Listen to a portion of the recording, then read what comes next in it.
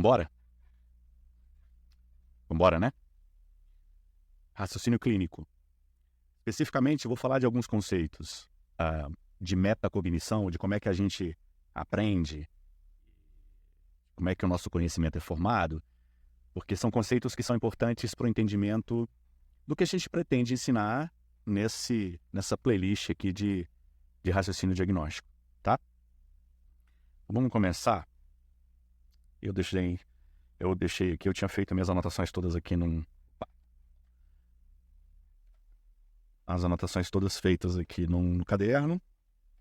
E aí, aos pouquinhos, eu vou desenhando aqui para vocês enquanto eu explico o que a gente vai falar aqui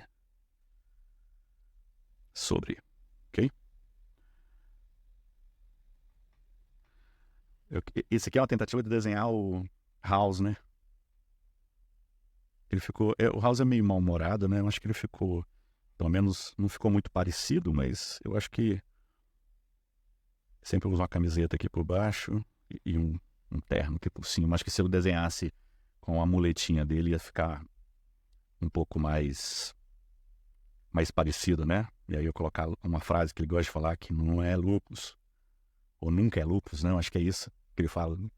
Não sou muito fã da série. Ou, melhor dizendo, eu nunca acompanhei a série, mas eu gostei de colocar aqui o Dr. House como um exemplo de um expert em diagnóstico.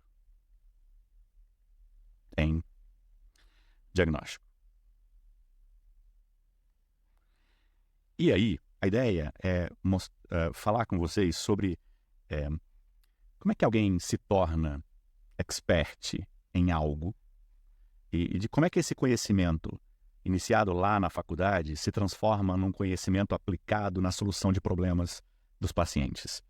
Como é que funciona isso, né? O House tem um alto grau de performance diagnóstica, né? Ele acerta todos os diagnósticos em todos os seus procedimentos, ou em todos os episódios da série. Ele acerta todos eles.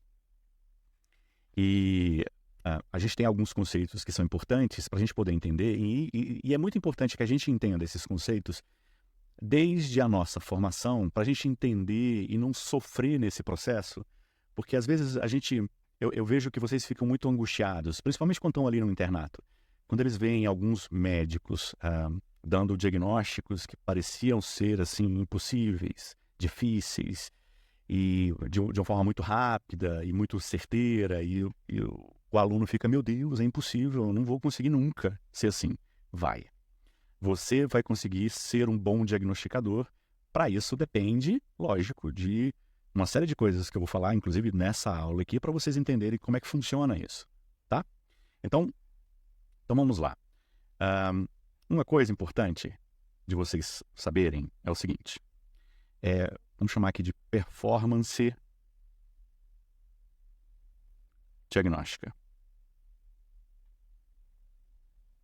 Então, a boa performance diagnóstica, ou quão bem eu dou um diagnóstico, e aí quão bem eu estou falando, não basta acertar o diagnóstico na hora errada, eu tenho que acertar o diagnóstico no momento exato.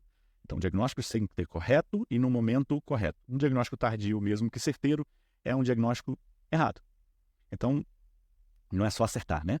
Então, uma boa performance diagnóstica, ela depende, então, de uma aplicação de um conhecimento. Vou botar aqui meu laranja que eu gosto de usar. Isso. Depende da aplicação de um conhecimento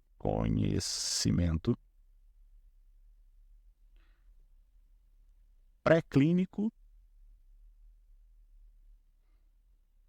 e clínico. Tá? Pré e clínico, daqui a pouco eu faço um comentário sobre isso. E esse conhecimento ele é aplicado sobre um problema. Esse conhecimento ele é uma lente em que eu vejo o problema, ok? Esse meu conhecimento ele é uma lente própria para enxergar melhor, para focar melhor no problema. Como é um conhecimento, ele é um conjunto de coisas que eu aprendo. Esse conhecimento aqui, ele vai ficar estocado na nossa memória de longo prazo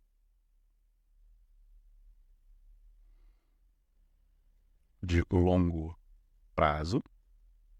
E no momento que eu sou apresentado a um problema novo, eu tenho que lembrar desses fatos, desse conhecimento, ok? E aplicar isso neste problema.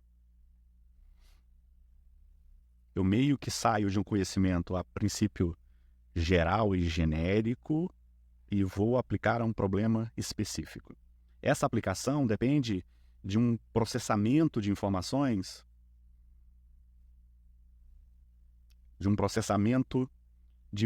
novas. Sobre esse problema.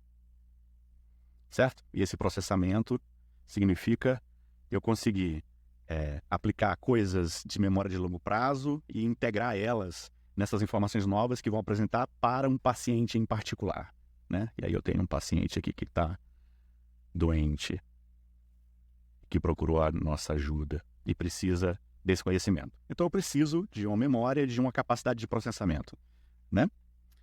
Eu preciso de um HD e de um processador, né? Então, desenhar um chipzinho aqui assim.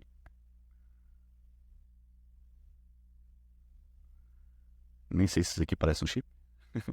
Mas a ideia é que isso aqui seja um chip e isso aqui seja... se eu desenhar um pendrive fica mais fácil, né? Seja um HD. E aí eu tenho que fazer mais ou menos isso. Um expert, então um house da vida, ele é alguém que processa muito rápido. Então qual é a característica do house? Ele processa essas informações rápidas, essas informações novas muito rápido, mais rápido, e ele lembra de mais informação de memória aprendida, de conhecimento. Ele lembra mais informações. Então ele é mais rápido e ele consegue integrar uma quantidade maior de informações e consegue aplicar isso de forma mais específica para um problema específico, e aí ele consegue resolver o problema desse paciente mais rápido e mais eficazmente, certo? Ok. Então, como é que funciona isso? Então, por que o expert fica mais rápido do que um aluno? É simplesmente uma questão de capacidade. E o nosso entendimento atual é que nós todos somos igualmente capazes para fazer um processamento e para ter uma memória boa. E aí eles têm uma ideia de que o que é diferente entre o novato e o expert são questões de como é que o expert organiza o conhecimento, organiza as informações que ele tem na cabeça. Então vamos lá, como é que funciona isso então? Então vamos lá, um médico novato, vou botar aqui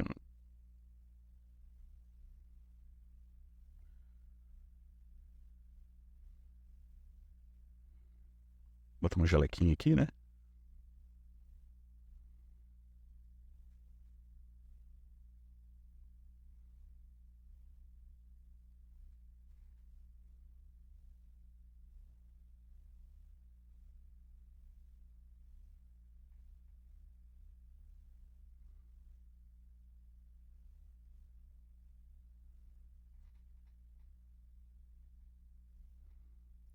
Esse aqui é um novato, tá?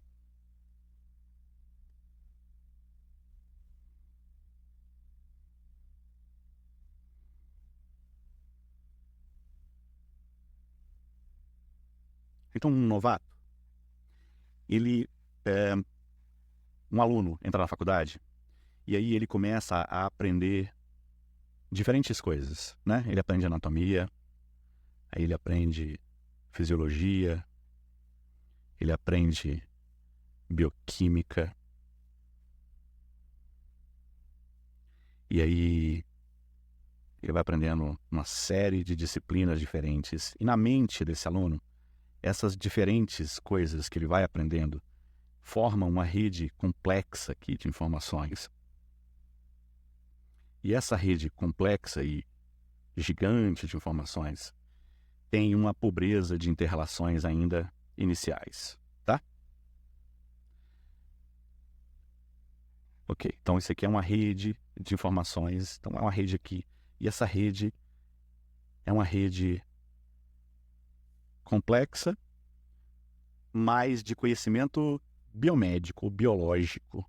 Vou chamar de biomédico, esse conhecimento biomédico.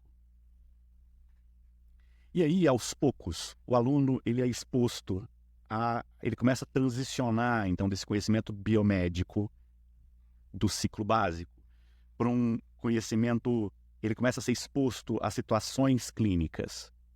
E aí ele começa a meio que, aos poucos, simplificar esses conceitos e a organizar melhor esses conceitos e a melhorar a relação desses diferentes conceitos que ele vai aprendendo durante a faculdade. Okay? E aí ele começa a transformar essa rede, que inicialmente é complexa, em uma rede mais simples. Ok? E essa simplicidade está muito relacionado a uma coisa que chama de encapsulação de conceitos, que eu vou explicar daqui a pouco para vocês, que é mais ou menos o seguinte, inclusive com exemplos assim. Ó, e aqui tem um conjuntinho de conceito, aqui tem um outro conjuntinho de conceito, aqui tem um outro conjunto de conceito, e aí eu começo a simplificar, porque eu começo a agrupar diferentes conceitos em conceitos maiores. O pessoal fala, eu vou partir de conceitos de ordem inferior para conceitos de ordem superior. Então eu vou criar conceitos dessas informações, e isso me ajuda a eu lidar bem com essas informações, por um processo chamado então de encapsulação de conceitos. Vou chamar isso aqui de encapsulação de conceitos. Então, olha só. Então, por exemplo, lá no início da clínica, a gente ainda não tem esses conceitos superiores ainda formados na cabeça. Então, você vê alguém que está taquicárdico, que está taquipneico, que está com febre e está com leucocitose. Alguns de vocês já devem ter ouvido esses diferentes sinais e já devem ter sacado que isso, em conjunto, eles formam um cluster, um conjunto de informações que fazem parte de um conceito superior. Então, febre, leucocitose, taquicardia e taquipneia é a SIRS, né? Síndrome inflamatória de resposta sistêmica, ou síndrome da resposta inflamatória sistêmica. Síndrome da resposta inflamatória sistêmica.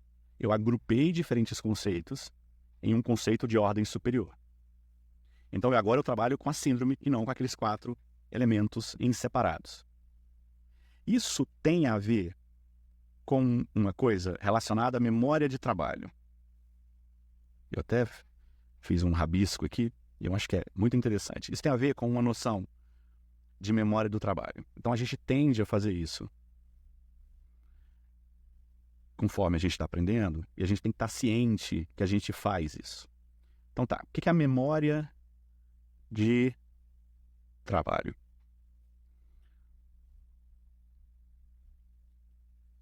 Memória de trabalho é aquela memória que a gente usa no dia a dia para resolver problemas e que são usadas no momento da resolução do problema. Se eu fosse comparar com um computador, e quem tem ideia disso, né, essa memória de longo prazo seria o HD que fica lá. Agora, a memória de trabalho é a sua memória RAM. É a sua memória RAM, a sua capacidade de lidar com conceitos enquanto resolve um problema. Depois que acabou, aquilo se apaga da sua cabeça, ou não. Ou vai para a memória de longo prazo, e aí você vai mudar com outras coisas. O que tem a ver, então, com isso? Existe uma noção de que a gente, e aí eu vou mudar para cá. Existe uma noção que nós lidamos com uma quantidade limitada de informações. E essa quantidade limitada de grupos é de mais ou menos 7 mais ou menos 2. Algumas pessoas têm mais, outras pessoas têm menos. A gente tem uma capacidade limitada de memória. Existem trabalhos que mostram essa questão da memória, mostrando que quanto maior a quantidade de números que eu tenho que decorar, menos eficaz vai se tornando a minha memória. Então a gente sabe que mais ou menos ali por volta de 7 mais ou menos 2 fica na nossa mente. Então, no caso do que a gente está falando, 7 conceitos de ordem superior. Então, 7 conceitos estão na nossa cabeça. Mais ou menos 7 conceitos. Tá? Um pouquinho mais, um pouquinho menos. O que isso significa na prática clínica? Quando você colhe uma história e o exame físico, a gente tem ali uma quantidade de informações enorme, muito grande. E essa quantidade de informações enorme, ela é muito além da capacidade que o cérebro tem de processar. A gente não consegue fazer isso, a gente não consegue. Então, nossas estruturas mentais produzem esses conceitos de ordem superior, agrupando conceitos de ordem inferior e dando uma abstração de conjunto. E aí eu economizo energia e economizo memória de trabalho. Então, uma comparação, eu fiz aqui o desenho, né? Assim, ó, imagina que aqui é o nosso cérebro, tá? Ele tá aqui olhando para cima aqui. A mãozinha do cara aqui.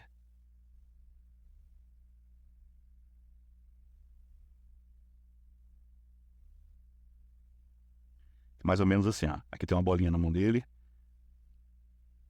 O cérebro é como se fosse um malabarista que só conseguisse fazer malabares com 7 bolas no máximo. Ou 9, né? Depende. Tem gente que é um pouco mais, tem gente que é um pouco menos.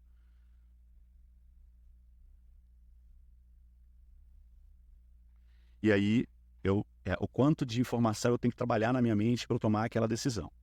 Então, essa forma de eu estruturar meu conhecimento, essa forma de estruturação do conhecimento significa que aquele monte de informação de história clínica e de exame físico vão ser agrupadas em grupos de conceitos de ordem superior que me fazem pensar melhor sobre o problema. Ok? Legal, né? Aí tem uma coisa que é interessante, que é o seguinte. Nessa questão dos conceitos. A gente tende a ter, em medicina, a gente chama de conceitos problema específicos,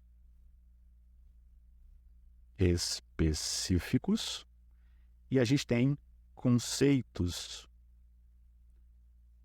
problema inespecíficos ou conceitos gerais. Então, esses conceitos de ordem superior, eles podem ser gerais ou eles podem ser problema específicos. Então, por exemplo, um exemplo de conceitos gerais seria classificar uma doença como autoimune. Doença autoimune. Ah, tá. Então, doença autoimune é um conceito geral, ok? Ah, não, a doença é uma doença infecciosa. Isso é um agrupamento de conceitos de ordem baixa para um conceito de ordem superior, mas de forma geral, ela não se aplica a um problema específico. Certo? Certo. Bom, e um conceito, problema específico, é um conceito que se aplica diretamente à nossa prática clínica, à nossa forma de resolver problemas. Então, um conceito problema específico com relação à anemia é classificar essa anemia de microcítica versus macrocítica, por exemplo. Porque aqui tem a ver com a interpretação de um dado de VCM que está presente no hemograma, então não só clinicamente, então ela é muito mais específica a um problema em específico.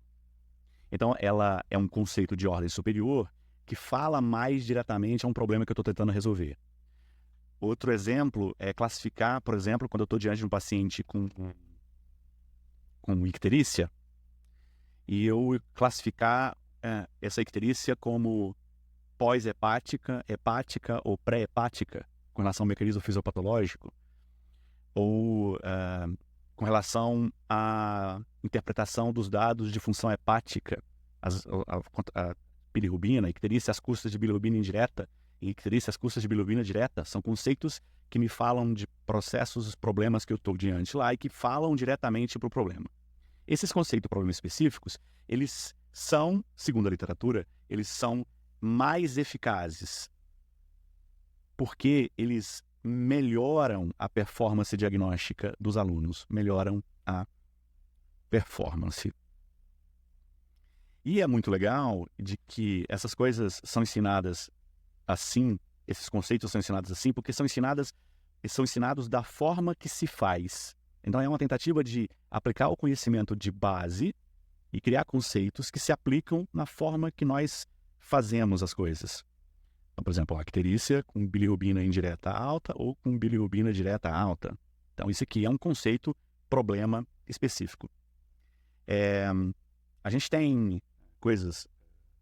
tem já obras de literatura médica que tentam nos ensinar essas coisas dessa forma, para que a gente consiga aprender melhor a questão do diagnóstico. Então, por exemplo, eu tenho um livro aqui, que é um livro brasileiro, que é muito legal. Peraí.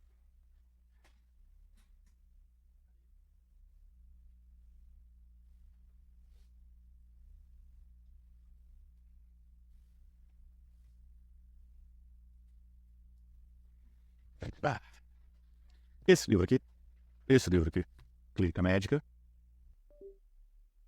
deu pau na gravação. Então, esse livro que eu mostrei, está aqui, Clínica Médica, dos sinais e sintomas ao diagnóstico e tratamento.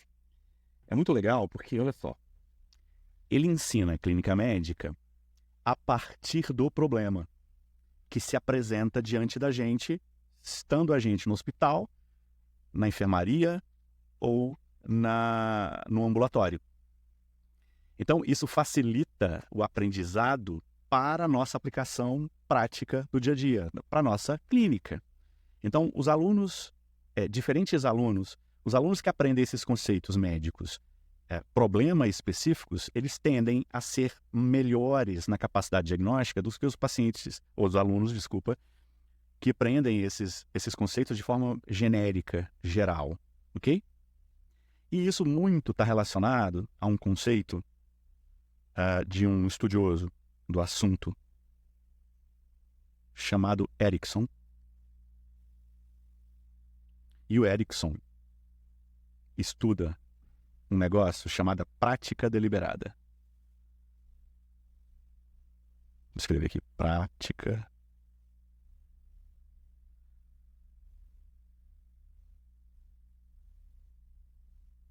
deliberada.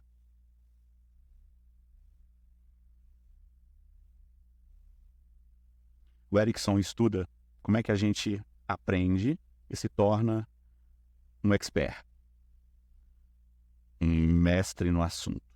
Como é que a gente faz isso? E aí ele fala que a gente faz isso através de um negócio chamado prática deliberada. A prática deliberada seria, aqui abrindo espaço, a prática deliberada, então, seria uma prática não simplesmente praticar. Então, por isso que você consegue perceber entre dois médicos com o mesmo tempo de formação, eles têm qualidades de experiências muito diferentes. Quando um tem uma prática deliberada e o outro não tem uma prática deliberada. Porque a prática deliberada é você fazer o que você deve fazer com um foco consciente em melhorar. Então, o seu dia a dia, o seu fazer, ele está todas as vezes que você atende alguém e você entrevista alguém, você está focado conscientemente em fazer aquela consulta cada vez melhor.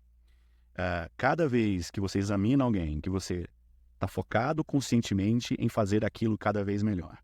Esse foco consciente está somado a pedir e aceitar um feedback. Então, é muito importante o feedback de pessoas mais experientes.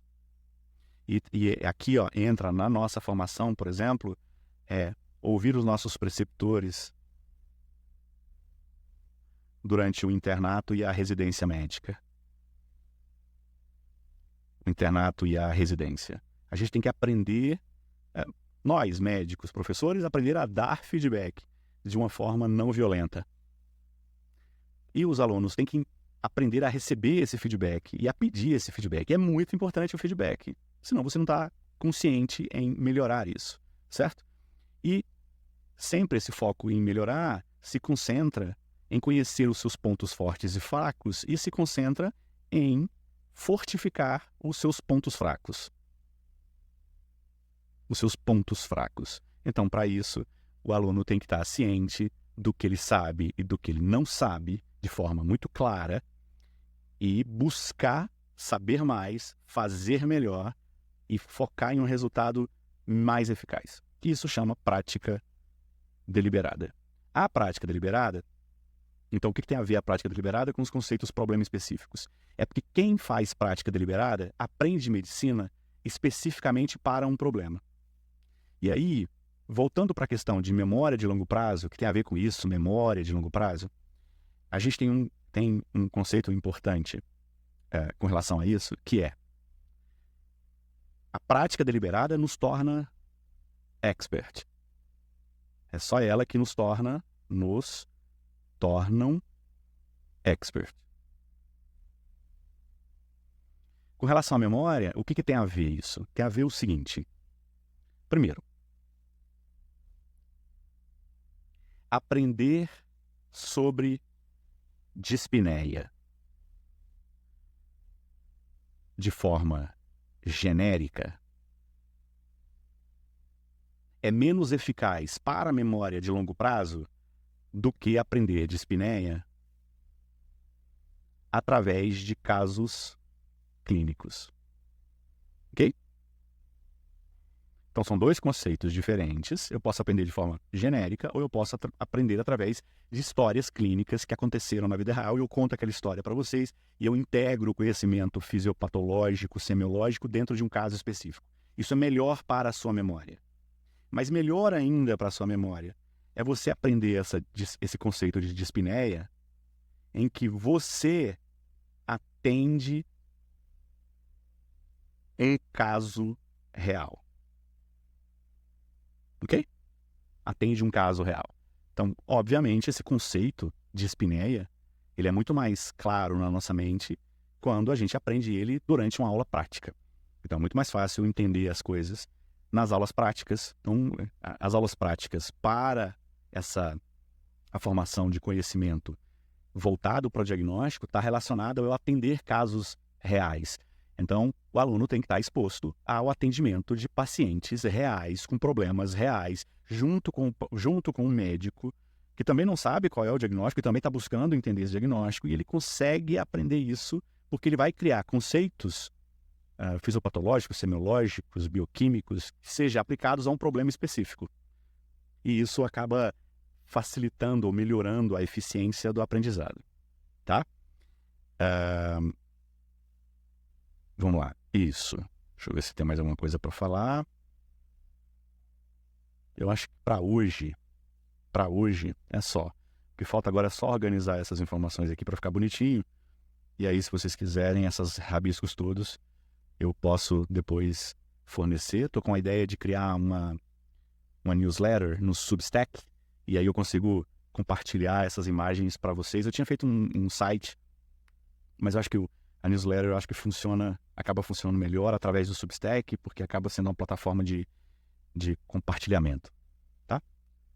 Então é isso para hoje. Até o próximo vídeo. Vamos estudar, gente. Vamos estudar. Não só estudar, né?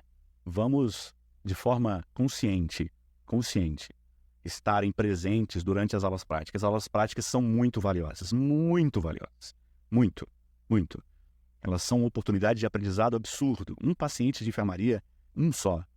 A gente aprende uma quantidade absurda de coisas que são aplicáveis para uma centena de diferentes outros pacientes. Então vamos estar presentes durante as aulas práticas. Aula teórica, a gente assiste depois, pode ser gravada, você consegue aprender sozinho, vai lá no livro, mas a aula prática é insubstituível. Um abraço.